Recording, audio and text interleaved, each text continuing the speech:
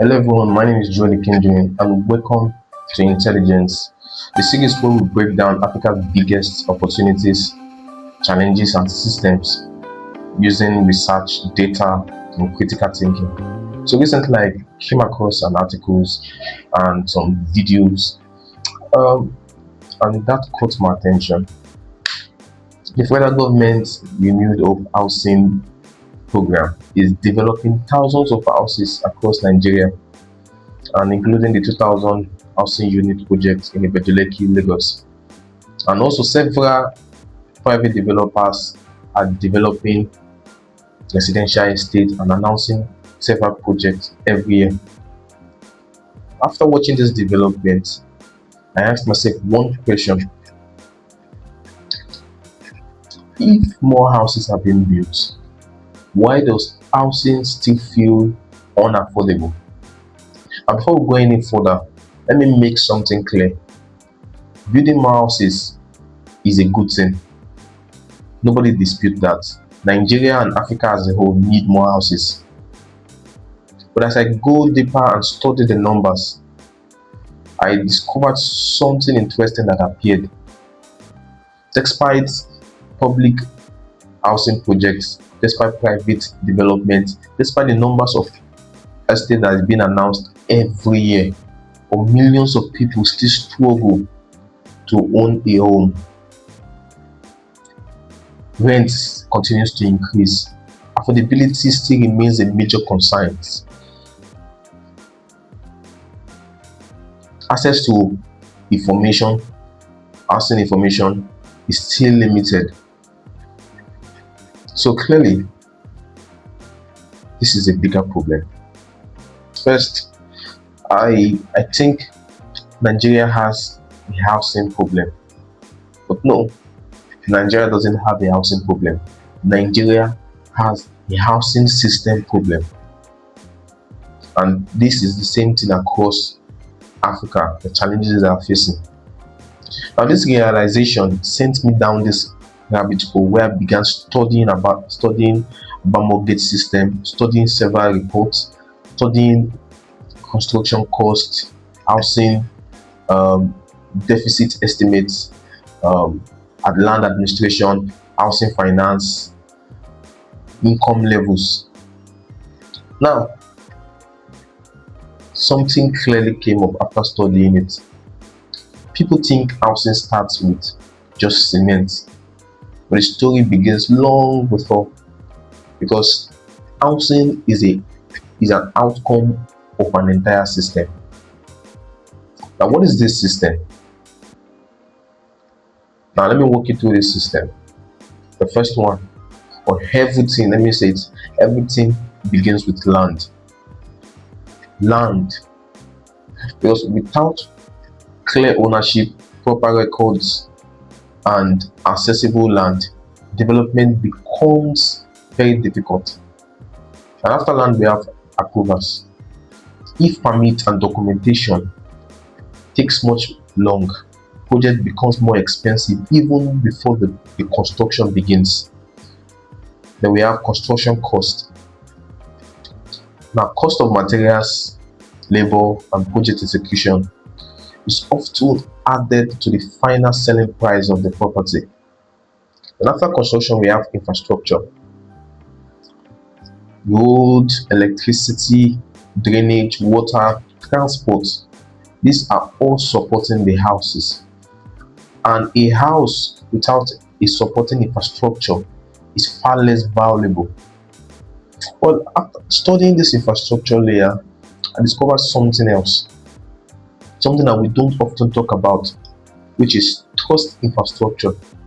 Because before someone buys a property, before the investors commit capital, before a bank even approves mortgage, before the developer hands credibility, people need to know if the information they are relying on is accurate. Can they verify ownership? Is property authentic? Are the documents legitimate? Can the buyers find market information? That is why without trust, transaction remains slow, risk increases, investment declines, and we should start seeing trust as an infrastructure, not a feature that needs to be added, because it is very important. Let's start treating trust as an infrastructure instead of a feature that needs to be added. Then after trust, we have the finance, where we have mortgages, loans, payment systems, and investment. All these are important, because if finance is inaccessible, even housing remains out of reach. And this leads us ultimately to affordability. Affordability is where the families can be able to become a homeowner. Now, so you might see this as a separate system or separate problem, but they are not. They are actually deeply connected, because when one of these systems fails, the other becomes more weaker. One of the biggest insights I got from this, one of the important one I got from this, is that housing affordability isn't about the house price. It is about the relationship between the house price and the people income. Imagine a bread costs about $5 and you earn $10 a day. Now, that bread becomes much more expensive. But let's say you earn $50 a day. Now the bread becomes affordable for you to buy, or less more expensive. Now what happened is that the bread did not just become cheaper. What happened is that you became more capable to buy the bread. And same thing applies to housing, because improving affordability isn't only about reducing construction costs. It is about building economies that can pay more high, or that can make people earn more. Okay, so now, so what does all of this means? It means building more housing is important, but building the house alone won't stop this African housing challenge. We need better land administration. We need better or faster approvals. We need better strong infrastructure. We need better trustworthy information system. We need the efficient construction. All these are important. Perhaps one of the most important one is that we need an economy that creates high-paying jobs, because housing isn't just a construction challenge. It is a system challenge.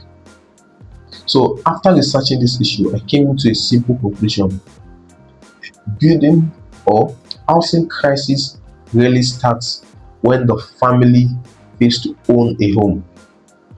It starts much more earlier, where the system quietly makes that home unaffordable.